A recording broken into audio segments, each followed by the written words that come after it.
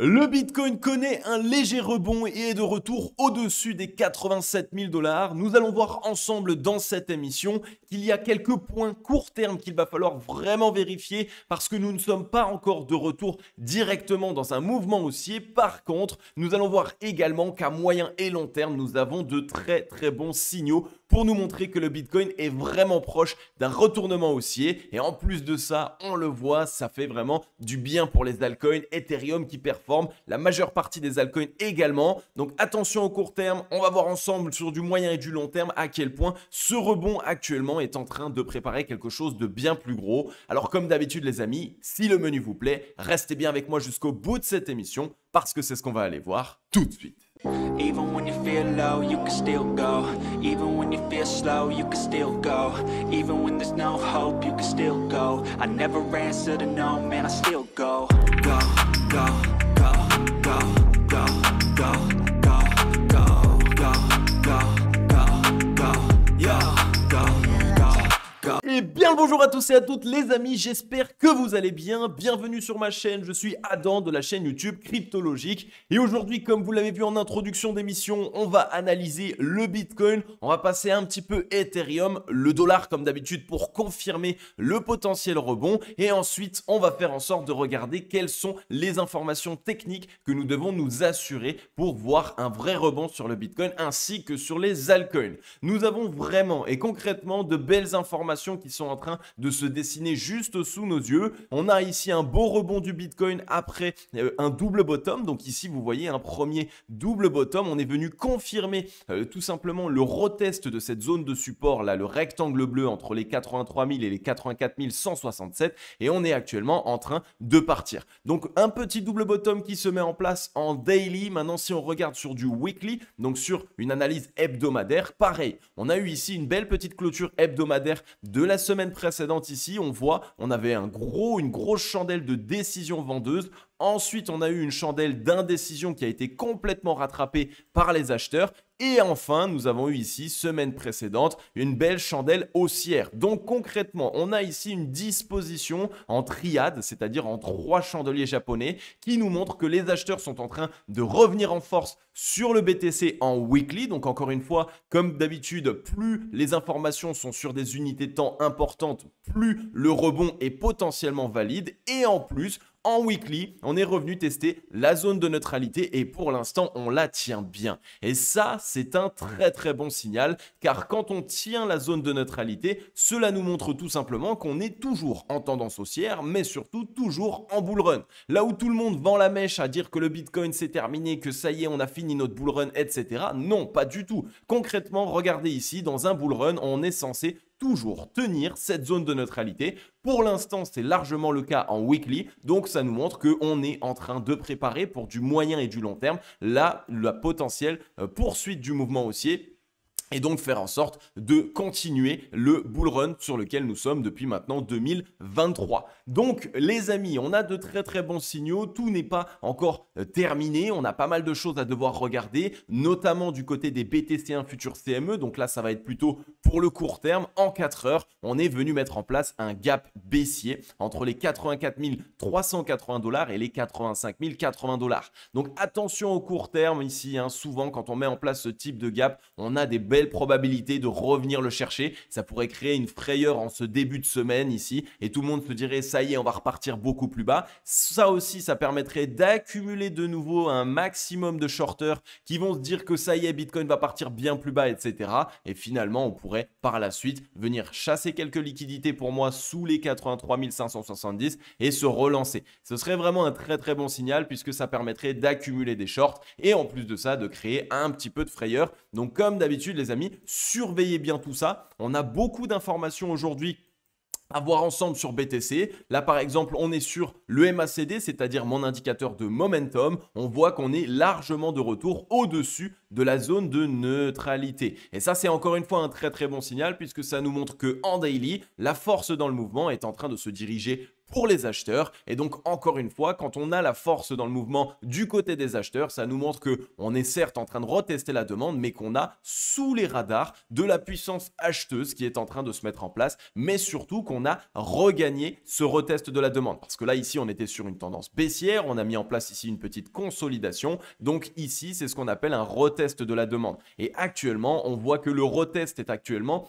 gagné par les acheteurs. Incessamment sous peu, on pourrait voir un très beau rebond. Pour l'instant, on a très peu de volume, donc là encore, c'est la raison pour laquelle je pense de mon côté, soit on va revenir tester cette trend, partir la barre plus bas et ensuite vraiment envoyer le mouvement haussier, soit directement aujourd'hui, on va venir faire ce petit mouvement baissier pour créer de la frayeur et ensuite concrètement poursuivre le mouvement haussier. Mais malgré tout, le fait d'avoir repassé la zone de neutralité sur le MACD, c'est un très bon signal. Le ratio long short nous montre qu'on est encore en plein retest de cette zone de neutralité, donc incessamment sous peu, on pourrait, comme je l'ai dit tout à l'heure, soit revenir tester la trend, premier signal, et ensuite faire la petite frayeur pour partir, soit dans un premier temps, on vient directement faire la petite frayeur et ensuite on pourrait essayer de se relancer. Donc nous avons de bons signaux sur BTC, on va pouvoir aller voir maintenant Ethereum, je vais aussi vous passer le Scalpex Index ainsi que les liquidations, mais juste avant les amis, place au sponsor de cette émission. Cette émission est sponsorisée par Bitpanda et pourquoi si vous êtes investisseur sur le marché crypto-monnaie, vous devez choisir Bitpanda aujourd'hui. La première raison, c'est évidemment, comme je vous en parle souvent, que Bitpanda est l'un des seuls exchanges certifiés PSAN. La deuxième raison, c'est qu'il vous permet de vous diversifier car évidemment, même avec vos stablecoins, vous pouvez acheter des actions, des ETF, des matières premières ainsi que des métaux, mais aussi leur nouvel outil Bitpanda Fusion qui est leur interface de trading vous permettant d'acheter et de vendre différents cryptoactifs, mais surtout vous pouvez ici placer des ordres, par exemple en stratégie à court limité, vous pouvez placer un ordre, vous achetez directement votre Bitcoin maintenant au 87 570 et vous pouvez mettre un ordre de vente qui va vous permettre de vous couvrir au cas où on part plus bas, donc au 87 000 $ par exemple, et ainsi vous allez augmenter vos probabilités de réussite sur votre prise de possession, mais surtout diminuer vos risques. Donc n'hésitez pas à passer par Bitpanda, je vous laisse mon lien en description. Comme je l'ai déjà expliqué, je vais vous faire au fur et à mesure de l'avancée du bull run des petits tutoriels ainsi que des explications sur comment est-ce que de mon côté j'utilise Bitpanda afin d'investir de manière professionnelle et de me diversifier également parce qu'au bout d'un moment, une fois qu'on prend des profits sur le marché crypto-monnaie, il est important de pouvoir se diversifier. Bien, nous revoilà du coup ici, on va passer sur le Scalpex Index. On voit ici en bas à gauche que nous sommes de retour dans la neutralité 45. Donc ce petit rebond sur BTC a quand même fait revenir de l'euphorie. C'est la raison pour laquelle, une fois de plus, à court terme, je m'attends à un potentiel retournement baissier court terme, faire une petite chasse de liquidité, revenir combler le gap comme je vous l'ai dit, et ce qui nous permettrait du coup de recréer de la peur, faire revenir évidemment des shorters, c'est ce qu'on cherche un maximum pour pouvoir commencer un short squeeze. Un short squeeze, je l'ai déjà expliqué, c'est tout simplement un rebond fort, un fort rebond ici qui permet d'aller chercher tous les stops short et qui est alimenté évidemment par les stop short puisque quand on vient lever des shorts, ça exerce une pression acheteuse sur le cours et ça peut permettre au Bitcoin du coup d'envoyer un très très fort mouvement haussier. Qu'est-ce qui peut encore une fois valider cela? C'est aussi les liquidations. On voit ici sur les liquidations que depuis ici, le 17 mars, on liquide très peu ni d'acheteurs ni de vendeurs. En réalité, on n'est pas sur beaucoup de liquidations, mais on est surtout sur des liquidations qui sont plus importantes du côté des shorts. Regardez le 19 mars, on est venu liquider 257 millions de dollars de position short, alors qu'on a fait un tout petit rebond. Et si on regarde ici, eh bien pareil, là, regardez, 50 millions le 22 mars de position short liquidée. Ici, 71 millions le 23 mars, donc directement pendant le week-end. Et aujourd'hui même, on est déjà sur 109 millions de dollars de position short liquidée. Donc ça montre que concrètement aujourd'hui il y a beaucoup de traders qui ont retourné leur veste et qui cherchent à shorter le marché et qui sont bearish. Et donc comme vous le savez, plus le marché est bearish, plus nous avons de probabilité de pouvoir exercer un mouvement haussier. Et en plus de ça, si on prend du recul depuis le 24 février, vous voyez ici même, on est sur des liquidations acheteuses qui sont décroissantes, même depuis ici le pic du 3 février 2025. Donc le fait de voir des liquidations longues décroissantes, ça montre que plus on descend sur le marché, moins on liquide de long. Donc ça, c'est concrètement un signal pour nous montrer que les traders actuellement sont en train de changer leur fusil d'épaule et au lieu de long avec du levier, ils shortent avec du levier. Et ça, c'est encore une fois un signal qui peut nous valider un potentiel short squeeze qui est en train de se préparer et ça va être un très très bon signal pour nous. Je vous l'ai déjà expliqué sur le BTC, vous voyez ici toutes les lignes jaunes que j'ai mis en place, ce sont des stops short que nous n'avons pas cherché. Donc là encore, on a de très bons signaux pour nous dire que dans tous les cas, avant d'exercer, si on devait partir encore plus baissier, on devrait revenir dans ces zones-là. Donc on est ici en train de préparer un fort mouvement haussier. Je vous ai montré également qu'on a eu beaucoup de divergences haussières sur BTC depuis ce retour sur la zone d'essoufflement vendeuse et on est de retour ici sur la zone de neutralité. Donc concrètement, un gros combat qui risque d'être joué aujourd'hui. Comme je l'ai dit, pour moi, à court terme, on va faire une petite frayeur pour encore accumuler des shorts, mais directement par la suite, ce sera sans doute le moment où on va pouvoir envoyer le réel mouvement haussier. Donc on garde bien tout ça en tête. Le Bitcoin est en train de leader et de permettre aux alts de repartir. Regardez-moi Ethereum, pareil, il est dans cette même disposition. Petit double bottom qui est en train de se mettre en place. Donc, c'est vraiment ici une structure de retournement haussière. Si on regarde ici, pareil, après les maintes et maintes divergences haussières, hein, ici, première divergence haussière entre ces deux points, deuxième divergence entre ces deux points, troisième divergence entre ces deux points, Ethereum est revenu au-dessus de sa zone de neutralité. Donc là encore, sous les radars, on a de la force acheteuse qui est en train de se mettre en place. Les acheteurs récupèrent le momentum ainsi que la dynamique. Donc c'est un très très bon signal qu'il se passe ici dans la zone de rechargement acheteuse ici que je vous avais déjà présenté dans les émissions précédentes. Donc sur le mouvement haussier précédent, hein, depuis le début du bull run ici, le retracement sur Ether est revenu en zone de rechargement acheteuse. Et le fait d'y voir un beau rebond qui est en train de se mettre en place avec ici un retour du momentum de la part des acheteurs et un petit peu de volume, même si là on va quand même attendre un peu plus de volume, c'est un très bon signal. Ça montre que les acheteurs défendent cette zone et en plus on est sur une grosse zone de support. Donc concrètement sur Ethereum, même si à court terme il suit Bitcoin pour aller faire ce petit mouvement baissier, retourner sous les 1900, pourquoi pas. Dans tous les cas, pour moi, Ether est extrêmement bullish actuellement et on défend très bien cette zone de rechargement acheteuse, ce qui montre que les gros ont un intérêt en ce moment et achètent de l'Ether en forte quantité. Vous voyez là également les belles petites divergences haussières. On est en train de s'orienter à la hausse. On va sans doute revenir tester la zone de neutralité incessamment sous peu. Donc, gardez bien ça en tête. Ether est dans une zone d'achat professionnelle. Pour ma part, vous le savez, j'en accumule depuis les 1900, 1850. Et je continue d'en accumuler tant qu'on reste dans cette zone. D'ici peu, évidemment, je n'aurai plus de liquidité puisque j'ai beaucoup déployé sur cette baisse et sur ce mouvement actuellement. Mais encore une fois, voilà, sur Ether, on a des bons signaux. N'oubliez pas de placer des ordres. N'oubliez pas, évidemment, de ne pas acheter tout sur la même zone. Faites en sorte de conserver du capital au cas où on vient faire ce léger mouvement baissier. Mais en tout cas, sous les radars, on a de très très bons signaux qui se mettent en place. Je rappelle que je ne suis pas conseiller financier, que je vous partage ces informations par rapport à ma propre stratégie, qu'est-ce que moi je fais de mon côté sur mon portefeuille et de manière professionnelle. À vous de faire absolument ce que vous voulez, mais en tout cas pour moi ici, on est dans une belle zone, on a des bonnes indications et surtout les professionnels et les gros sont en train de racheter et de nous le montrer grâce au momentum.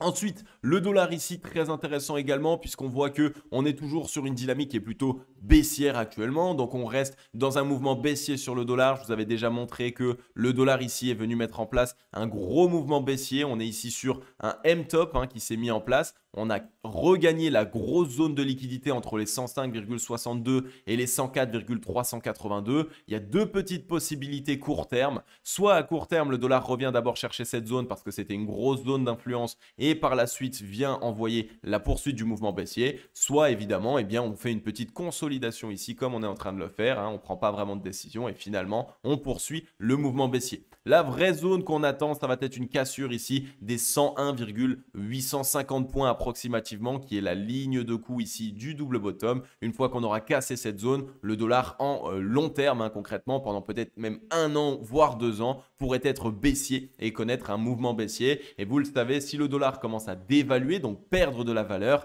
les gros vont, eux, encore une fois, eh bien, sortir leur dollar ici pour aller vers des valeurs refuges. Et les valeurs refuges, il y en a plusieurs. Il y a les métaux précieux, donc le gold par exemple. Il y a évidemment le silver, mais il y a aussi notre notre ami Bitcoin et il peut y avoir un petit peu d'immobilier à voir encore une fois, puisque si le dollar perd en valeur, l'immobilier peut également perdre en valeur. Donc il y a plusieurs points intéressants pour se dire qu'on pourrait avoir un afflux de liquidités directement vers le Bitcoin et donc par la suite sans doute vers quelques autres crypto-monnaies. Pas toutes les crypto-monnaies puisqu'on est en récession, on n'est donc pas dans une économie de croissance, on est dans une économie de décroissance, mais par contre les gros projets et les projets qui ont des bons fondamentaux et surtout qui ont de la rareté, eux peuvent être très pertinents directement à essayer d'avoir en portefeuille. Si on regarde sur la Bitcoin dominance, pour l'instant pas grand chose, on voit qu'on a eu une grosse consolidation ici, on n'est pas en train de montrer des signaux haussiers, donc à voir, est-ce que cette semaine on va enfin envoyer un mouvement baissier sur cette Bitcoin dominance et permettre aux altcoins de surperformer le Bitcoin, ce serait un très très bon signal. De toute façon, si on regarde dans le ratio long short, on voit qu'on aurait un léger rebond court terme qui pourrait se faire avant ici un potentiel mouvement baissier. Donc ça pourrait tout simplement être dans dans la même direction de ce que je vous ai dit, c'est-à-dire un Bitcoin qui à court terme vient corriger, donc ça ferait corriger les alts, on vient faire un petit rebond sur la Bitcoin dominance et ensuite au moment où BTC commence à trouver son rebond, là on chute en Bitcoin dominance et les alts surperforment le Bitcoin. Donc là encore à surveiller sur la Bitcoin dominance, pour l'instant on n'a pas encore tous les signaux validés, par contre on est sur 3 divergences baissières, hein. Vous voyez entre ici et ici, ici et ici, et on est sous la zone de neutralité. Donc pour l'instant on voit que la force dans le mouvement est en train d'être regagnée par les vendeurs, donc on est peut-être également en train de préparer une petite altcoin season. Comme je l'ai déjà expliqué, l'altcoin season ça ne veut pas dire que les altcoins explosent obligatoirement de 100% en quelques semaines. Une altcoin season ça veut dire que les altcoins surperforment le Bitcoin sur un temps donné, d'accord? Pour l'instant c'est le cas et on est en train de continuer de le faire, donc ce serait un très très bon signal là également et ça pourrait nous montrer une belle petite reprise. Et si on regarde sur le crypto total, eh bien vous le voyez, on est toujours sur ma grosse zone de support, on a maintenu les 0,382 de Fibonacci.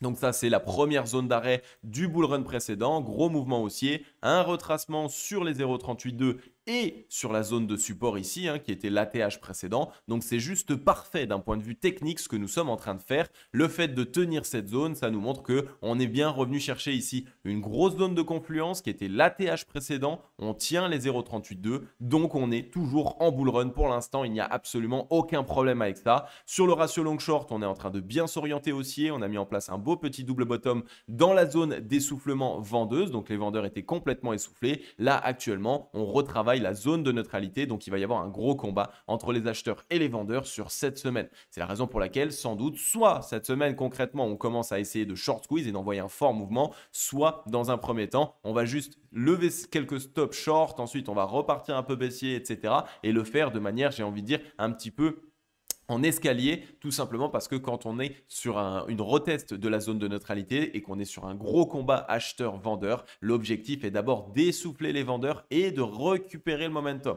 Le principal, ce serait de récupérer la zone de neutralité, de revenir la tester et là, ce serait parfait puisque ça montrerait que les acheteurs ont récupéré le momentum et donc qu'ils ont la force dans le mouvement. Là encore, sur le MACD, pareil, une divergence ici, 2 divergences, 3 divergences. On a concrètement un bon nombre de divergences qui s'est mis en place. On a validé ici, vous voyez, un très très beau triple bottom dans la zone de dans le momentum et en plus de ça, on est au-dessus de la zone de neutralité. Donc pour l'instant, tout est parfait pour nous montrer que le marché crypto est en train de se relancer et qu'on a du volume, mais surtout de la force qui est en train de se rediriger vers les acheteurs. Donc incessamment sous peu, on pourrait enfin, j'ai envie de dire, nous relancer, soit cette semaine ou alors on fait un peu peur cette semaine, mais ça pourrait être semaine prochaine et on a pas mal de signaux qui nous le montrent. Les acheteurs sont en train de se remontrer. On est sur une belle zone de support sur le crypto total. Donc concrètement, on est bien dans des zones, j'ai envie de dire, stratégiques et dans des zones sur lesquelles il fallait tenir. Pour l'instant, on est en train de les tenir. Donc voilà les amis, j'en ai terminé avec cette émission. Comme d'habitude, j'espère qu'elle vous aura plu un maximum. Si c'est le cas, n'hésitez pas à laisser votre meilleur like. Dites-moi dans les commentaires qu'est-ce que vous pensez du marché crypto en ce moment, par rapport à ce qu'il se passe. Comment est-ce que vous êtes psychologiquement? Ça va me permettre d'un peu mieux comprendre votre état psychologique en ce moment et donc de pouvoir le retranscrire dans les émissions. Et voilà, comme d'habitude, je vais vous laisser là. Je vais vous dire à demain dans la prochaine émission. Je vais vous souhaiter à tous et à toutes une agréable journée ou une agréable soirée. C'était Cryptologique. Ciao, bye bye.